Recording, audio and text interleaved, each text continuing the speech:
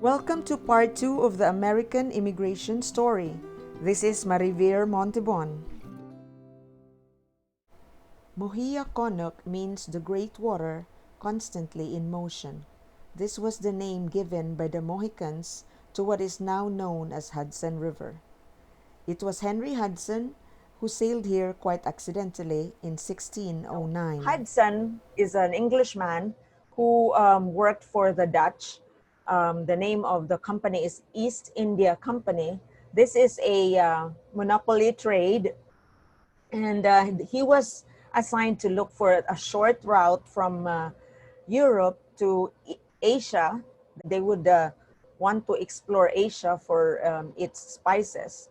He was on board his ship, Half Moon, but because of turbulent weather, Half Moon was blown to the Arctic, and then they sailed towards the New World, which is now New York or New Amsterdam.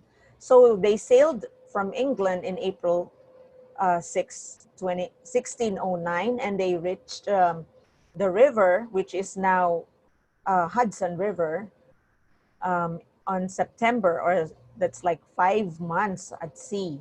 So first he passed by Staten Island and then Manhattan, which is the old name of Manhattan, and they also passed by Weehawken, which is in New Jersey.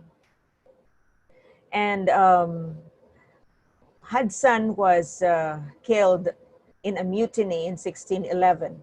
So this was when he was in Manhattan. They were shocked because the whole island had was populated by natives, and so they were attacked. One or two of his crewmen died when the natives flew in arrows into their ship. Natives were kind of difficult to understand. So some were fierce, but then some came on their canoes and they thought they were going to be attacked again, but they offered food. So it was there were different characters, faces of the natives that they had to deal with.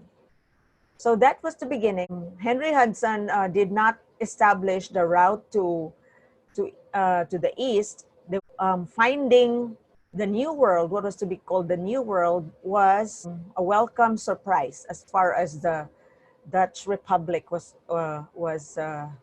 concerned. By the way, the East India Company is composed of businessmen, traders.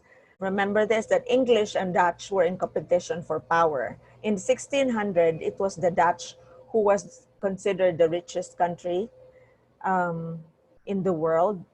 And so the West India Company, also owned by the Dutch, had this monopoly of trade and had slave trade. And also they were looking for lands where they could expand. And so what they found in New York or Manhattan has been under their jurisdiction. So it became their colony.